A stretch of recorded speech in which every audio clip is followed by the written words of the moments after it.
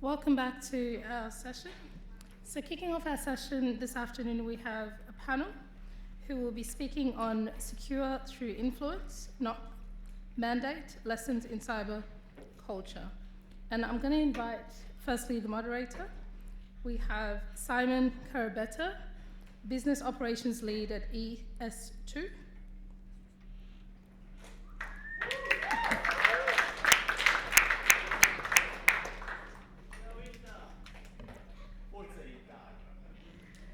A former public high school teacher, Simon maintains his passion for education and brought it into his new career as to advocate for better cyber security awareness and cultural change. To achieve this, he draws on his raw passion for inspiring change and wanting people to realize why and how they should protect themselves and their families online. Simon says the only real accomplishment in his life are his 3 sons, who he loves dearly. Simon believes that kindness matters. If you can't choose anything else, choose kindness. So welcome, Simon. I now call upon our first panel presenter, David Zhao. David is a regional head, APAC Offensive Security.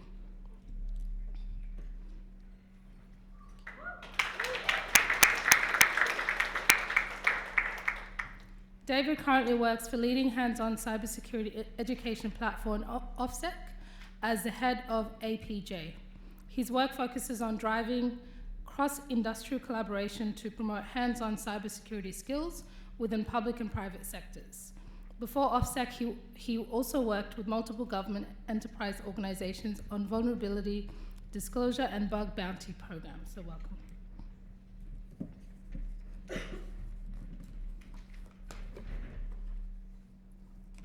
And now I'm going to call upon Josh Armitage, Distinguished Technologist at Contino. Josh is the author of the Cloud Native Security Cookbook. Josh is a vastly experienced leader, consultant, and international speaker. He currently specializes in enterprise digital transformation, riding the architect elevator from the engine room to the penthouse. He empowers teams and delivers exceptional outcomes with a history of resurrecting thought to be doomed initiatives. Previously, he's also delivered world-first event-sourced serverless architectures on AWS that propelled a startup to a successful exit, spearheaded the first Australian production usage of Amazon EKS to support some of the world's largest online gaming sites, and also created the world's first cloud-provisioned visualized mainframe environments. Thank you. And now I call upon Oliver Guidetti. Oliver is a postdoctoral researcher at the Security Research Institute. He is a double major in mathematics and psychology with first-class honors in the latter, and has recently completed his PhD in cyber psychology, an applied interdisciplinary field which leverages the brain science in studying network defense. Oliver's research focuses on seeing the human in complex data, including human-computer interaction behavior and psychosociology. Close enough. You can correct that for me. Thank you. And last but certainly not least, I call upon Michelle Sandford, Developer Engagement Lead at Microsoft.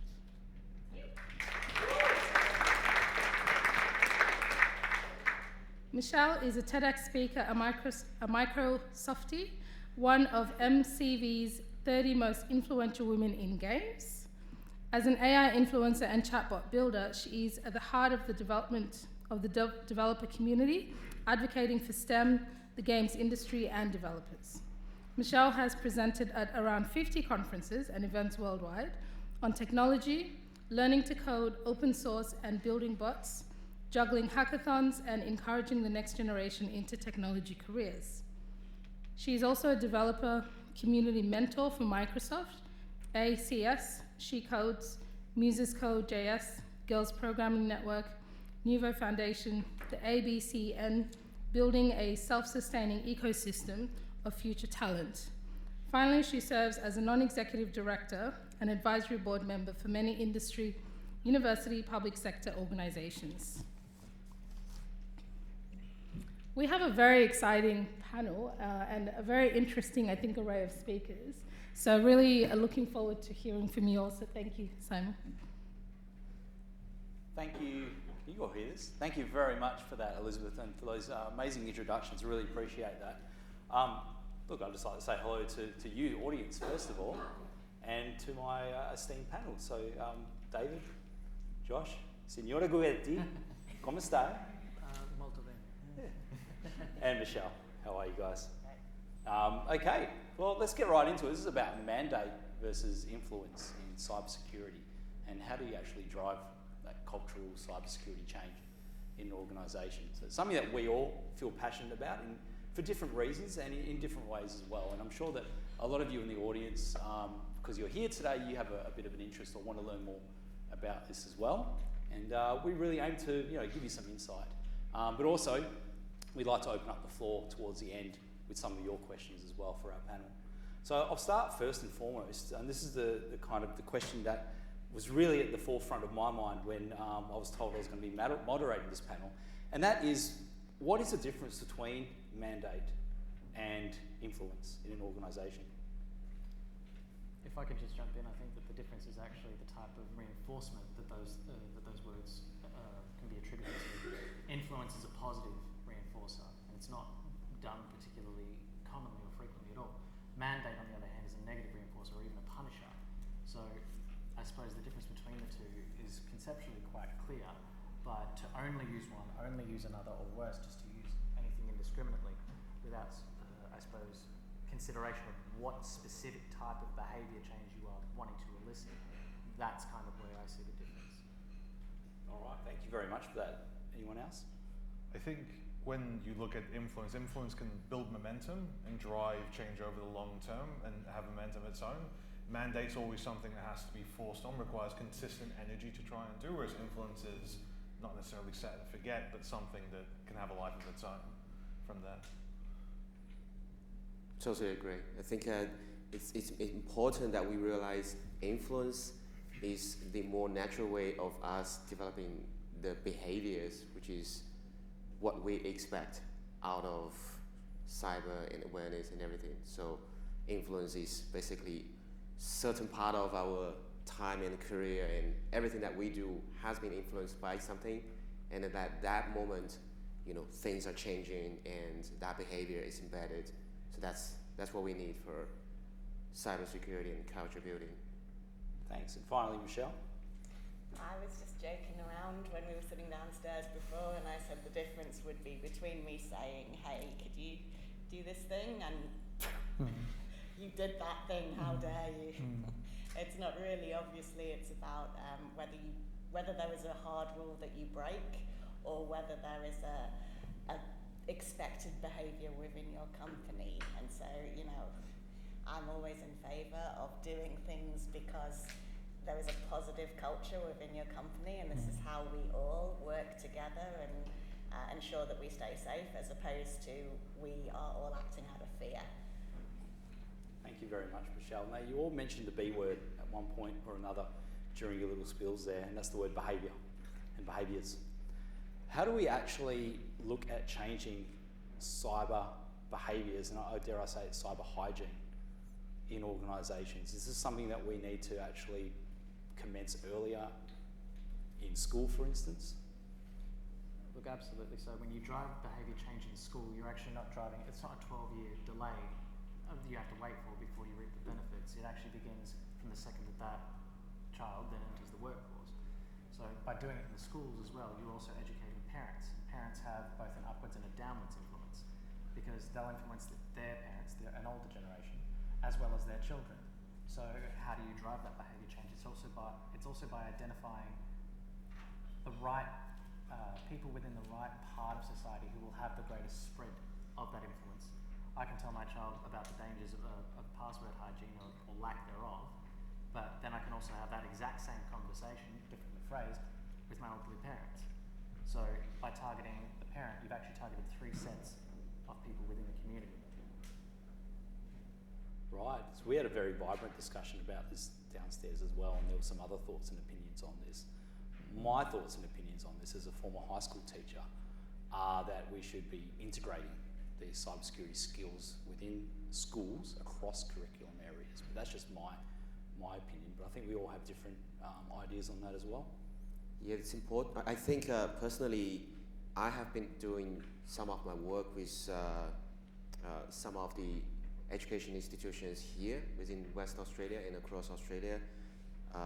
And one of the things that we realize is to drive the awareness and to also help to build the ecosystem of cybersecurity and build a talent pool, we have to really do it early. I mean, cyber awareness as a culture and to influence those kids and those early talents, we have to do it early. We don't have to wait until they graduate and then they are pressured to get a job. And then we are losing the best time to educate this group of talents. And we all know the best hackers in the world. Give you a few names. I think we can talk about which one is the one that Jake jailbreak the Sony PlayStation. What's that name? He's 12 years old and he can do amazing stuff. And we should totally catch these momentums and start to catch the best period of time that we are all boys and we want to look cool, and we provide guidance to these students and then build a path for them to build their knowledge, skills, and also awareness. And then I think that's one area we could probably look into, and also I'm personally working in this direction. Yeah, no, I think from our conversation, it seems like you are very passionate about that. Josh, your thoughts on this? I think because we were talking about hygiene before, and the analogy to the pandemic and everything kind of brought it to a head. But in terms of there are certain things of hygiene that we all do. We wash our hands, we shower, we do all those kind of things naturally. Maybe nowadays we use more hand sanitizer than we did previously, and that kind of stuff. And that's only for the better, right? But there are corollaries out to cyber in terms of just the basic stuff everyone should be doing, how you use passwords, multi-factor authentication, just these things should be something everyone should know the how and the why and the what, and it shouldn't be something people have to think about. It's just you do it because you do it, right? And that's how we can just kind of raise the bar for everyone and just take out the whole class of potential problems just by making it standard. It's not something you have to think about anymore, which is where we should be aiming for most things. And how do we actually get to that point where it's second nature? We are implementing these this cyber hygiene, these safe behaviours are part of what we do, not something extra that I have to do. Well, I think Michelle was saying that the Microsoft training, I'll let her speak to it in terms of through stories and making it real for everyone was like impactful. So I'll throw over. Way to pass the buck there. Do I want to talk about that, or do I not want to talk about the think you know stuff first? Because I think it would be a great idea because not a lot of people in the audience might know about Think You Know. You might think you know, but you don't know. Yeah, so I'll lead back to the Microsoft training Okay. after. But yeah, we do something called Think You Know with the Australian Federal Police, Microsoft, Datacom, Bankwest, a lot of other industry partners do this program, and we go into schools, primary schools, and we talk to parents to help raise their awareness of the things they need to know that they don't necessarily know. I've been quite impressed with, it's normally schools or libraries that invite us in, and I've been quite impressed with how much the schools are already doing to try and educate children from primary school age. The parents are there because they're concerned, and that's a good thing too.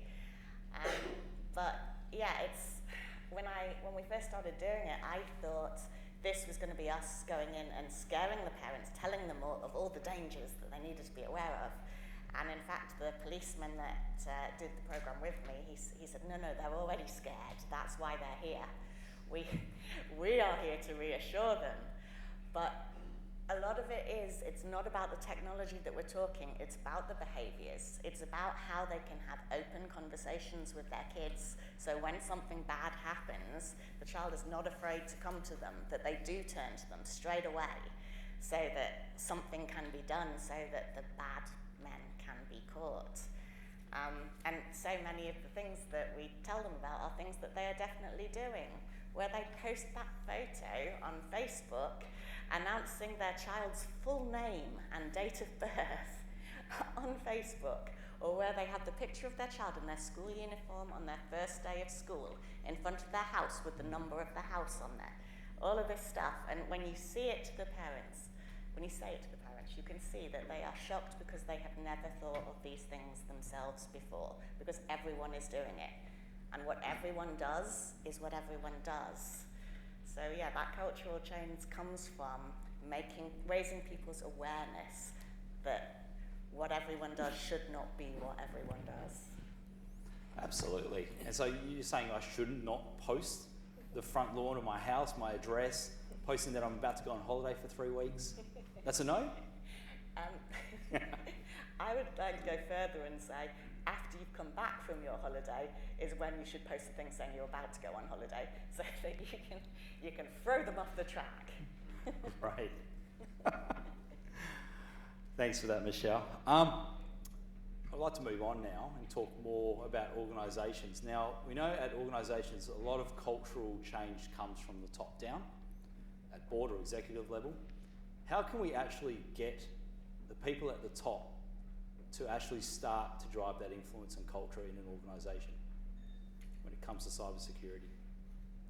I think there's already a lot, like a growing appetite within the C-suite for greater awareness. There's a greater understanding that there are unknown unknowns and risks to their businesses. So how do you influence them? Part of that, I think, is going to be by influencing the way that we communicate cybersecurity news. For example, the nightly news will have their news segment. They will have a section on the weather. They will have a section on finance, and then the sport.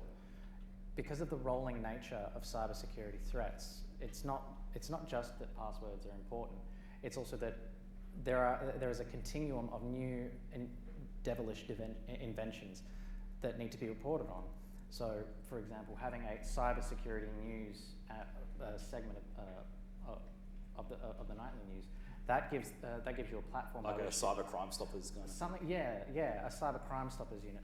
It also gives you the ability to show examples. This is what happens when you don't have a decent password system. This is what happens when you don't recognize the phishing email. What even is a phishing email?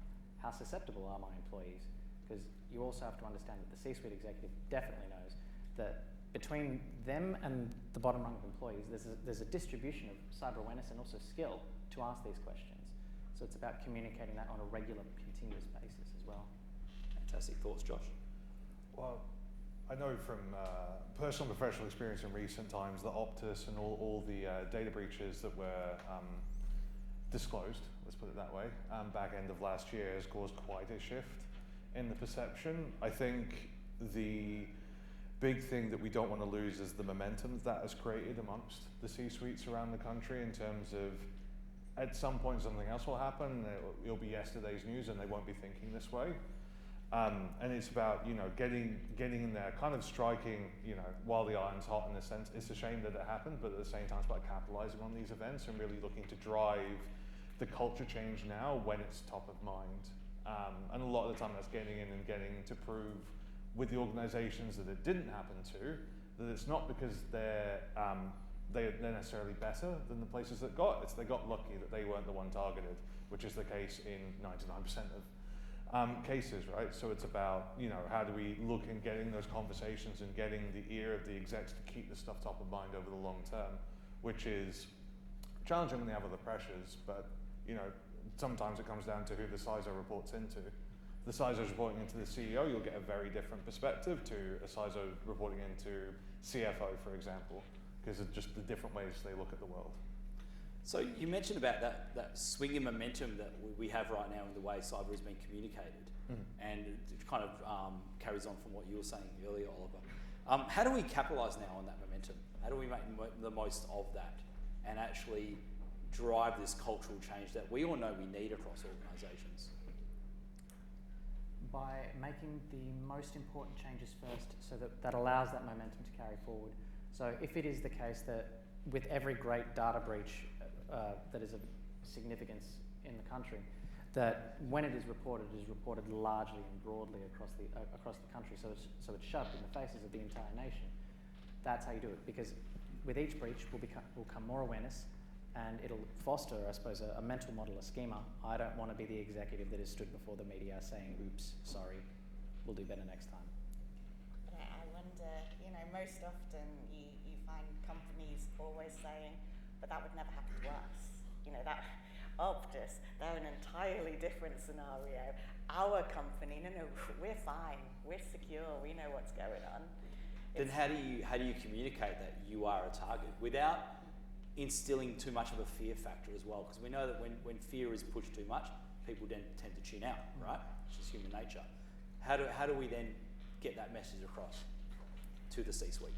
I think, sorry, go ahead. No, you go ahead. I think one of the ways is really, sometimes we don't know what we don't know, right? But get the professional guys who might help you to explore or expand your knowledge, like breach. If you really want to know for the C-suite how a real breach can happen to your company, hire someone, a consultant from the guys like Josh. You do red teaming all the time.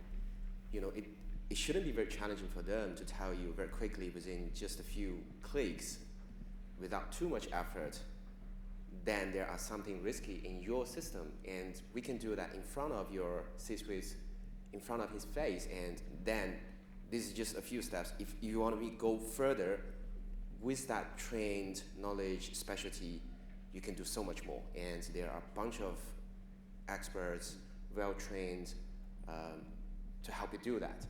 And like, this is how we take over your server. This is how we damage put something, it's bad to say pornography on your website to shame your company. It's totally possible. And blah, blah, blah. It's all kinds of possibilities. Show it, and I actually remember one of our colleagues, a technical one, he actually ran a very simple VE, vulnerability assessment for one of the prestigious schools in his hometown. And 10 minutes, very, very quickly, and he got like more than 10 high critical vulnerabilities. And then that set of machine now is still within that school. You can't take it away. That's how you do it. Show it, and you get the knowledge, the skilled people to do it. Yeah. Michelle? I think, how you respond when someone asks you about security in your company is a big indicator of how mature your company is and how the security culture is within your company. If your response is, oh, you need to go and ask that guy in the IT team and he'll tell you how the company is secured and how we're sure it's safe, then you're probably not that secure. Really what you're looking for is that culture of embedded security mindset, so that any employee would be able to tell you the ways in which they are securing their company and the ways in which it is their responsibility, right the way from the board to the factory floor. That's a really good point you do raise there, Michelle. And I want to move now into mandate territory, because we were talking earlier around how over the last 40 years, probably longer than that actually, work health and safety regulations in Australia have been kind of, people have been kicking and screaming, in order to make that, be compliant with that and make that a mandate. But now we see it's part of the culture, it's ingrained into every organisation we work for. Not so much as the mining industry as an example, right? Where it's such a huge part of the culture. What do we need to do in cybersecurity? Now, I'll say this because I'm playing devil's advocate here. Sometimes in order to start to influence and create that change, you do need to have those mandates to an extent. But how do we actually start to take that work health and safety approach to cybersecurity to start making that a part of organisations' culture? Not just an organisation, but organisations Australia-wide, make it part of their culture. We do the exact same thing as we did with WorkSafe. And actually it'll probably be a far faster burn. It won't take 40 years to adopt it because there is that momentum that Optus and we don't have 40 years, right? We don't have 40 years at all. But I suppose it's not that mandate is wrong, it's that it needs to be nuanced in how it's applied. So having a cyber WorkSafe, something like an ombudsman a role an ombudsman would play on a work site, where checks and balances and safety standards are not necessarily only governed in-house, but there's also a cop on the block who's going to check. And if a standard has been violated, just as it would be on a work site, you get a fine. That fine helps fund that ombudsman. It funds that security model, and it also serves as a method of communication of what new cyber standards, new cyber threats are. But that's just the mandate. But like, if you like, the way to drive drastic and rapid cultural changes by using both mandate and influence at the same time, I think. Yeah, thoughts, Michelle? Yeah, so I will talk about the training here. We have, in Microsoft, we have monthly training, and there is a mandate there in that you must complete your training, otherwise it will flag on your dashboard, it will flag on your manager's dashboard, it will flag on his manager's dashboard that it's not complete. So you have to do this security training. However, I look forward to the security and compliance training more than any other training we have. And the reason I do is because they have made it so engaging. They have made this telenovela style where you are following the lives of these people who actually work for Microsoft. You know their names, you see them in their story undertaking activities that you can imagine yourself doing very easily. Someone overhears something in the cafeteria, and then they go home and they say it to their mate, and then their mate buys some shares, or stuff like this, and then you get arrested for that. And that, I remember that being one of the very first active videos that I saw. They showed us a man who had been arrested, a man who had worked at Microsoft previously and is now wearing an orange jumpsuit because of that kind of thing. And so there is a fear there, but there's also, there's a story. They made it very real to us. It was a true story, and you can imagine yourself very easily doing that. Overhearing something, going home and telling your mate, who doesn't do that every day? But yeah, I have been crying during my training because I am so moved because of the lives of these characters who are not even characters because they are real Microsoft people. And it makes it very real to us. It makes it very easy to foresee yourself in those circumstances. And when you see yourself in those circumstances in real life, you think, I'm never going to do that. So yeah, I think the influence is stronger than the mandate in that case. I never speed that training up. I never skip straight to the test out section because I love it. I love it. That's good to know. So you do the opposite of what I do. Fantastic. I'm just very conscious of the time that we have remaining. I'm going to ask each of you one question now. We're going to throw this one out of left field. We didn't discuss it earlier, so my apologies. I'm giving you a blank check, and that is to be used to drive influence in your cybersecurity culture, your organisation. How do you use that, David? We'll probably spend that to encourage employees to upskill their knowledge and skills in those areas of cybersecurity that they want to do, or broaden their skill sets. Because in real life, I think it's not that a luxury that everybody enjoys, and that will basically motivate people. Thanks, Dave. Yeah. I think I would take a bunch of people from across the business and split them into triads of 3 people, and get them to come up with a small experiment that they think would improve security at the business, and try all the experiments in parallel to see which ones actually have a marked improvement, because you don't know the thing that's going to save you up front. You can't possibly know what's going to save you in the future, so you need to be constantly experimenting, and you can't just go, new policy, 100% this is going to fix everything, because we all know that doesn't work. So that'd be how I try and approach it. Thanks, Josh. I think I would do it by trying to leverage positive reinforcement. So for example, you get a phishing email, you report it. Okay, I'll add $5 extra onto your paycheck. Just a small token, but it will positively reinforce it. Or if not that, across the entire business, then perhaps whoever identifies and reports the most cyber incidences within a month, a year, a given amount of time, there's a bonus attached to that. So to not just influence through the mandate, you must report phishing emails, but to also positively reinforce the act of doing so. Money will talk. Great, thank you. Great response. Michelle, thank you. Last one. So Microsoft is the second biggest target in the world for hacker attacks. There's only one organisation in front of us for being attacked by hackers. So we are very aware of how vulnerable we are, and we throw a lot of money at it. So therefore, I'm not going to use that check for that, because I just think we're already throwing the money at it. I will take that money and I will use it for an education program for students, and I will teach the next generation of developers to build into their lives those I just think you techniques. should be working harder to be number one, Michelle.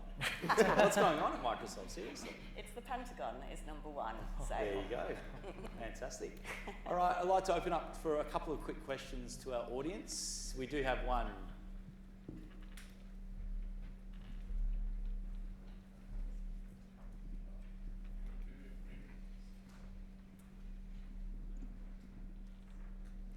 Thank you, panel. I think it's a very good discussion and a very real-time and difficult one as well to address. My question is to Michelle. I just want to clear my understanding that you said that in Microsoft you get like you do have to report phishing emails, which is very natural. Like you are aware of the risk and you report it naturally, but you do get some sort of security awareness training material that you have to complete, say every month or something. And those training is based on stories about security scams your employees have faced different times, and the awareness is going through their stories, which is very engaging. Is that right, you said? yeah, not just scams, but general everyday scenarios where security risks can occur. It just makes it makes it very real, because they are things that people encounter every day in their lives. Yeah, that's good to know. I was just wondering, like, do actually employees share and open up about their, security failures, like where they were being scammed? Do they share that kind of information?